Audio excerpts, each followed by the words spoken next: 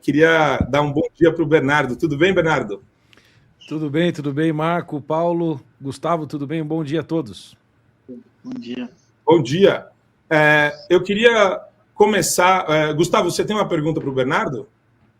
Tem algumas. Primeiro, agradecer o trabalho dele. Eu e minha esposa somos alunos dele, vários cursos. O Bernardo tem um trabalho fantástico.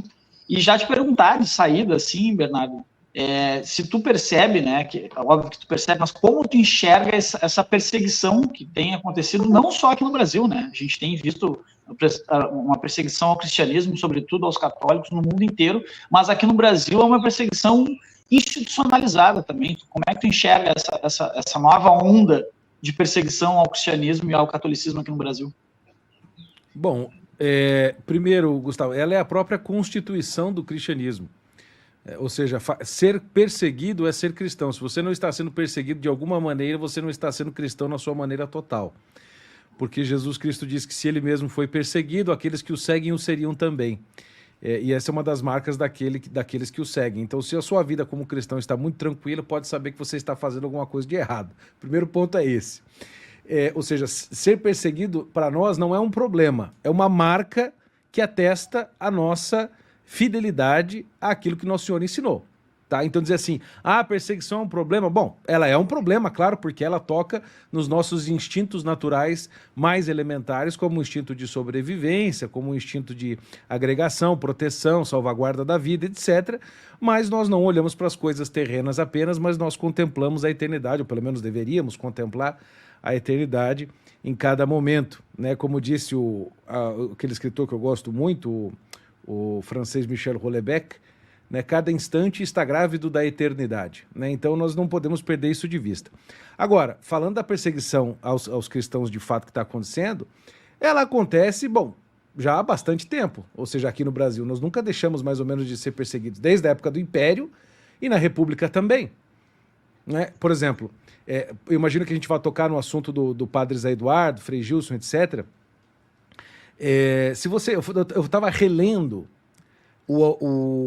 como se chama aquilo?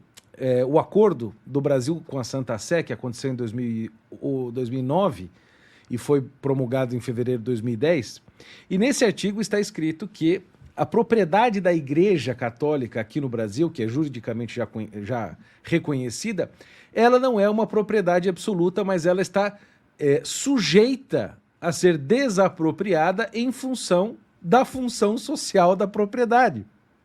Então, se você for ler o artigo lá que fala sobre questões da propriedade da igreja, fala que sim, a igreja tem propriedade e tudo, excluindo necessidades de função social, quais sejam, ninguém sabe. Né? Mas o governo, a seu dispor, pode fazê-lo. Né? Como, por exemplo, já foi feito na época da Revolução Francesa, em que eles desapropriaram todos os bens da igreja. Agora, uma coisa o professor Olavo Gustavo sempre dizia, e ele com muita razão falava, que toda a perseguição física que existe contra os cristãos, como por exemplo na Nigéria, Coreia do Norte, China, Nicarágua, Venezuela, etc., essas perseguições concretas, como ocorre hoje na Inglaterra, né, em que aquela senhora, esqueci o nome, Vaughan, o sobrenome Vaughan, foi presa por rezar em silêncio na frente de uma clínica de aborto. Essas perseguições físicas e concretas que existem, elas acontecem sempre depois de uma longa perseguição cultural e de um ostracismo cultural que existe, em que se descredita publicamente, culturalmente, o cristianismo, vai se banindo do espaço público a sua respeitabilidade, se iguala o cristianismo a qualquer outra religião nascida ontem, tipo candomblé, Umbanda, que nasceu no século XIX, século XX, aliás, e então começa-se a tratar essa religião, às vezes, como ficção, ou simplesmente uma coisa cultural muito sem valor, cuja perseguição vai ser até benéfica, porque essas pessoas são preconceituosas, patriarcalistas, são danosas, às vezes, para o meio ambiente, por causa de suas atitudes XPTO, e até podem ser uma ameaça ao próprio Estado Democrático de Direito. Então, assim, no Brasil, tudo bem que o STF agora decidiu que pode ter símbolo religioso nos locais públicos, mas, bom, isso está na Constituição, eles não fizeram mais do que o dever deles. Só que o tipo de perseguição que a gente vem sofrendo, como, por exemplo, essas perseguições ao Padre Zé e ao Frei Gilson, e depois teve, acho que, pastores também que foram presos nesse 8 de janeiro, simplesmente, para mim, assim, demonstram que não existe mais nenhuma nenhuma barreira. Se eles quiserem deflagrar mesmo uma perseguição física ao cristianismo no Brasil, eles vão ter oposição apenas do grito. Mas quem grita já perdeu. Então, assim, nós não teremos auxílio de ninguém, porque nós já vimos que as nossas Forças Armadas parece que não estão muito a serviço do povo em função do que já fizeram. Paulão, desculpa. Você falou alguma coisa, Gustavo? Estava mutado. Não, é isso. Agradecer, é isso mesmo. A perseguição faz parte da nossa história, só que agora ela ganhou requintes institucionalizados. Né? E tá virando lei aos poucos no Brasil, né? A diferença é que, ao invés de passar pelo Congresso, é o Supremo que está fazendo institucionalizando. Você quer ver uma coisa, Marco? Eu voltei na sexta-feira agora de uma peregrinação na França com a minha esposa, e aí nós estávamos na colina de Montmartre, em Paris, local que nasceu a fé católica em Paris, e no anos 250, com a decapitação do bispo Saint-Denis. E estávamos na principal igreja ali desse monte, que é a Sacré-Cœur, né, que é a Igreja do Sagrado Coração, erigida ali no século XIX. Nós estávamos com um padre e tudo mais lá dentro, e nós vimos um casal, não, a dupla de homossexuais na fila para entrar na igreja. Eu falei, bom, isso é problema deles, né? O problema é que cada vez que o padre se virava para trás para conversar com alguém, e eles viam que o padre se virava para eles se beijavam. Isso na fila para entrar. Quando nós entramos, eles começaram a se beijar dentro da igreja. Bom, você pode imaginar, como todos os católicos ali dentro, que estava tendo inclusive uma adoração eucarística, ficaram chocados com tudo aquilo. Mas todo mundo ficou, literalmente, com muito medo. Por quê? E eram brasileiros, inclusive. Se você grita ou vai lá e tira o cara e manda ele parar, etc e tal, o que pode configurar isso? Homofobia. O que aconteceu? Graças a Deus teve um segurança iluminado que com muito jeito foi lá e pediu para eles se retirarem do templo. Mas o crime de homofobia no Brasil, ele se justapõe exatamente ao direito de preservação do culto religioso e dos símbolos religiosos. Agora, se um transexual ou qualquer outro pessoal desse movimento do alfabeto entra numa igreja e começa a se beijar e a gente tira eles de lá ou pede para que eles pararem, isso... eles vão estar fazendo violação de culto religioso, né? Vão estar impedindo o nosso culto, ou a gente vai estar cometendo ato de homofobia. Pergunta, perante a pressão e o estado cultural do Brasil, qual dos dois crimes vai prevalecer? Uhum. Pois é. E eu queria... Paulo, você tem uma pergunta para o Bernardo? Claro. Bernardão, primeiro, prazer imenso estar contigo aqui. Meu irmãozão aí, Bernardo Kister. Eu acho uma sacanagem o que eles estão fazendo com o Bernardo aqui no chat. Hoje eu tô de olho no chat. O que eles estão dizendo? Eu não consigo ver o chat aqui. Eu adoro o Adriles de novo, vou reiterar isso, é meu amigo. Uhum. Eles falaram que o Adriles tomou banho e fez a barba. Pô, pessoal, não exagera, eu sou muito mais bonito, tem a dó de mim. E falo muito mais grosso. Bernardo, você estava comentando sobre o Frei Gilson e o padre José Eduardo, né? E eu acho que a gente pode colocar nesse bojo também aí o padre Paulo Ricardo e alguns outros padres, né? Que não são tão midiáticos, mas que estão sofrendo perseguição, tanto da justiça quanto de bispos e cardeais brasileiros. A gente sabe que esse problema é muito sério. Né? O padre Fábio Fernandes é um exemplo aqui em São Paulo também, que inclusive o Centro Dom Bosco no ano passado trouxe à tona, inclusive eu frequentava a paróquia dele e tudo mais. E o que eu queria chamar a atenção que muitas vezes a gente acha que o problema nasce aqui dentro do Brasil e muitas vezes ele vem de fora, né, Bernardo? Porque o que me chamou a atenção? O indiciamento ao padre José Eduardo. Quem conhece o padre José Eduardo, já foi na paróquia dele ali na cidade de Osasco, sabe que ele lota. É extremamente importante um trabalho de apostolado que ele faz na internet e tudo mais. Frei Gilson, acho que a gente não precisa nem dizer nada. E olha só, a gente está falando aqui de uma vertente carismática da Igreja Católica, uma mais tradismática, né? Nós temos várias vertentes que estão sendo perseguidas. E quando nós temos aí os valores católicos sendo colocados e que isso muda a política também. E isso é um problema. Nós vimos agora o governo britânico, por exemplo, falar, olha, se você lê Tolkien, em 1984 você vira um extremista de direita. e tem ligações, principalmente Tolkien, com a questão católica. E quando a gente vai olhar nos Estados Unidos, na administração Biden, nós vimos que o FBI, tá, a mando da cúpula do Partido Democrata, né, que estava administrando ali está administrando até o dia 20 de novembro, estava fazendo janeiro, 20 de janeiro. 20 de janeiro, obrigado. Estava fazendo uma listagem de todos os católicos que frequentam a missa de São Pio V, né, que aqui comumente chamamos no Brasil da missa tridentina. E eles eram possíveis extremistas que atacariam o Estado democrático de direito. O FBI estava listando pessoas que iam à missa tridentina, tradicionalistas católicos. Bom, e aí, Bernardo, o que você pode falar para a gente sobre isso, né, meu caro? Sem contar a questão da Nicarágua, né? Acho que não precisamos entrar nesse ponto também, né? Veja, é só o caso desses requintes institucionais de perseguição, como foi dito aqui pelo Gustavo. Ou seja, a situação dessa do FBI, para mim, foi muito curiosa, né? Eu fiquei pensando que esses caras nunca foram numa missa tridentina, né? Ou missa de São Pio V, como queira, né? Para ver... assim, o tipo de pessoa que frequenta, assim, nego com família numerosa, 7, 8 filhos, né?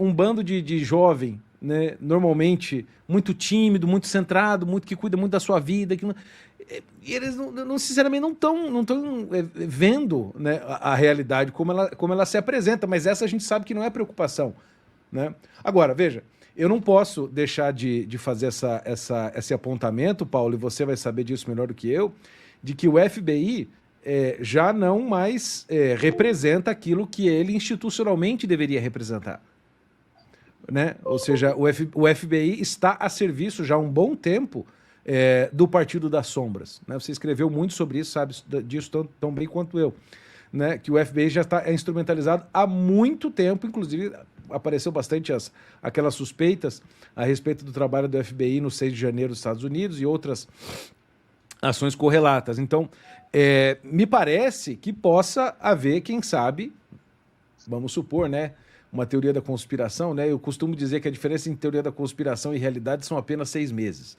né?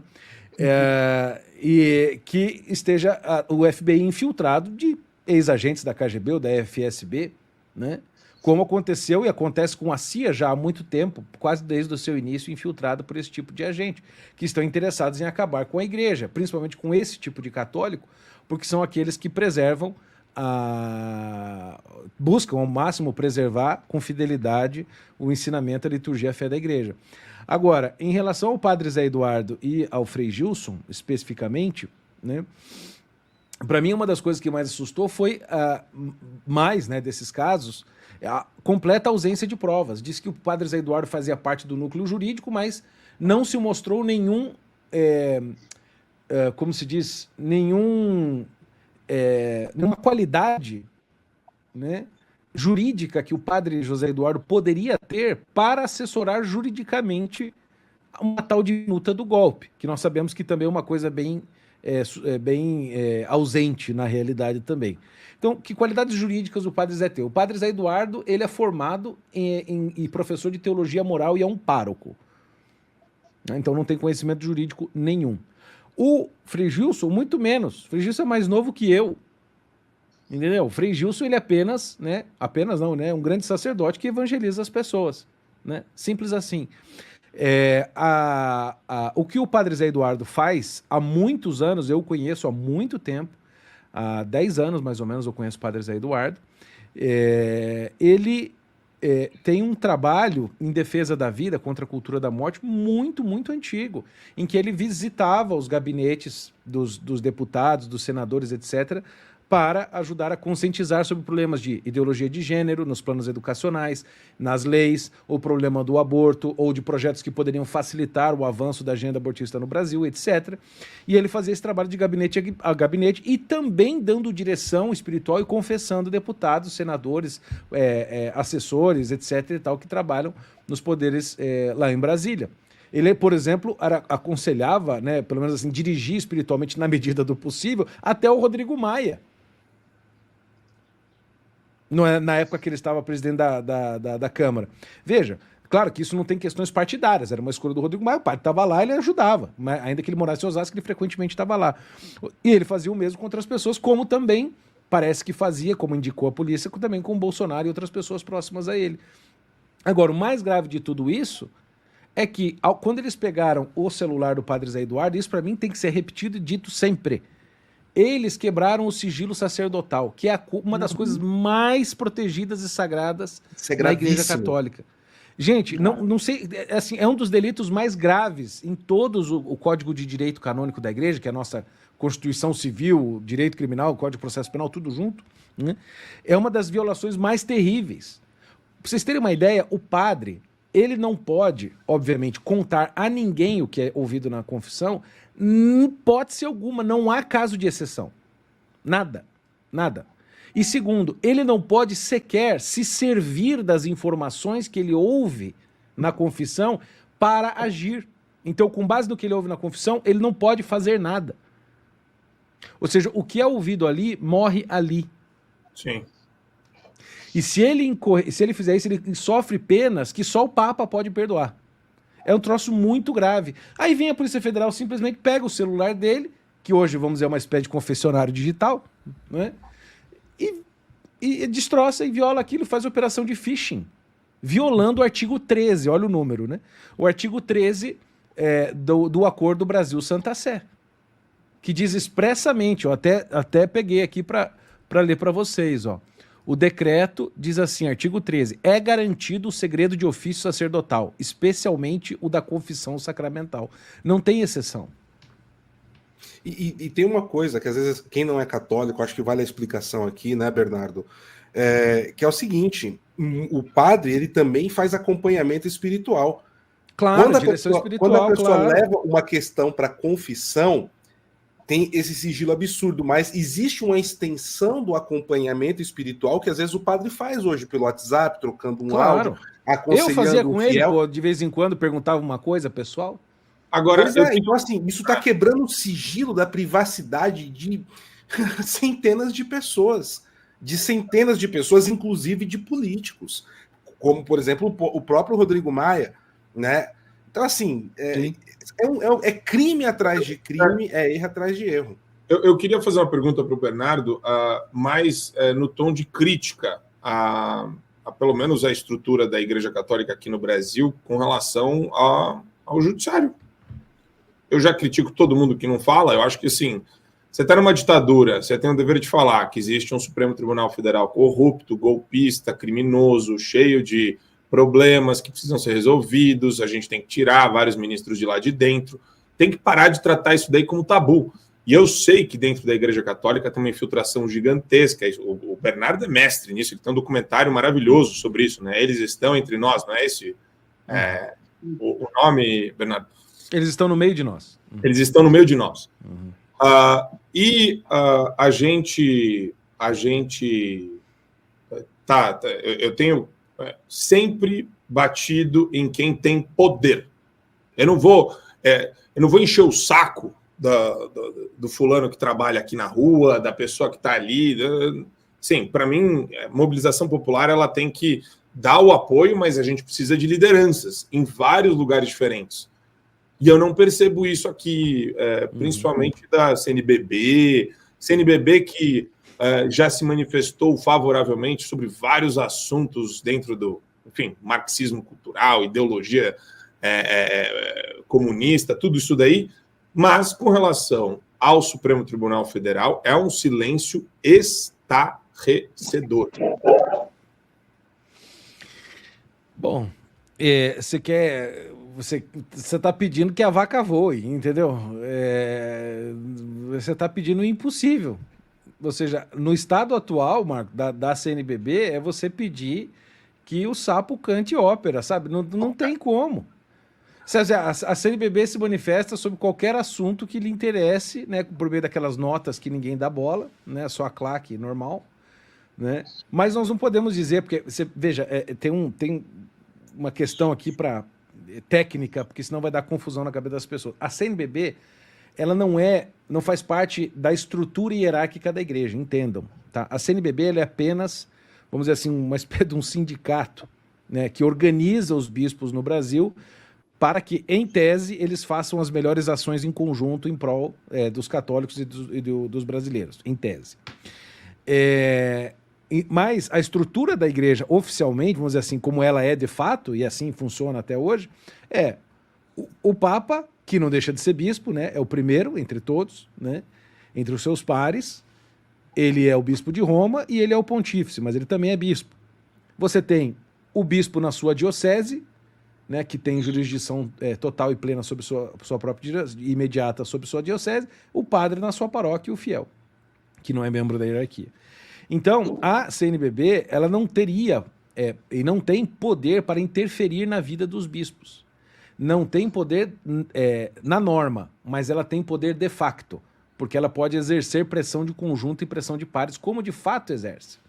E aí nós temos um problema. Existe no Brasil eu posso apontar aí cerca de 25% a 30% de bispos que são bons, comprometidos, sérios, etc. e tal. O problema é que esses bispos sofrem de problemas com o próprio clero, que muitas vezes é refratário, ou seja, um clero mais liberal, comunista, etc., boa parte deles. Ou então, se eles não têm problema com o próprio clero, que daí não tem apoio para agir, eles têm problema com a CNBB ou com a própria estrutura do Vaticano, que também pode retalhá-los, como já aconteceu com vários outros bispos recentemente. E também tem um aspecto de que muitas vezes o bispo faz o cálculo, Marco, ou seja, do tipo, quanto isso vai custar para os fiéis? Ou seja, se eu entrar num embate, né, com um ministro ou com um X, né, questão social, político, né, quanto isso vai me custar? Bispo do bem ou bispo do mal, não interessa, eles fazem sempre esse cálculo, o que qualquer pessoa sensata faz. Agora, eu concordo com você que é realmente assustador que estes bispos, e aí falo de todos, né, não usem e parece que não identificam de fato, o Paulo também vai saber dizer isso, o tamanho do poder que um bispo tem.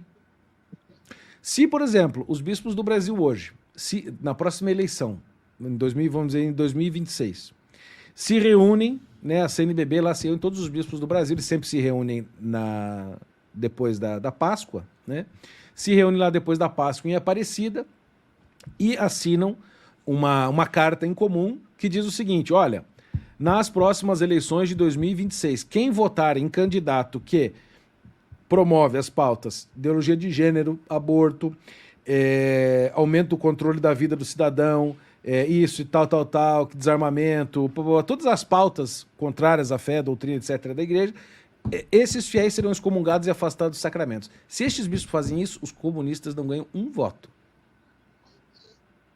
Pio XII fez isso nos anos 40, depois da Segunda Guerra, quando os comunistas estavam subindo ao poder, iam ganhar as eleições, o Pio XII fez um decreto: quem votar e colaborar com os comunistas está excomungado, porque os comunistas não ganharam voto.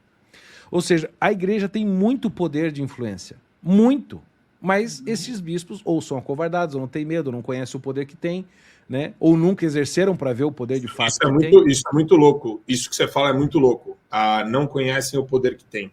Isso eu acho sensacional, porque é uma crítica que eu faço para vários senadores que se dizem aí de direita e tal, que estão do nosso lado, mas que não conseguem exercer.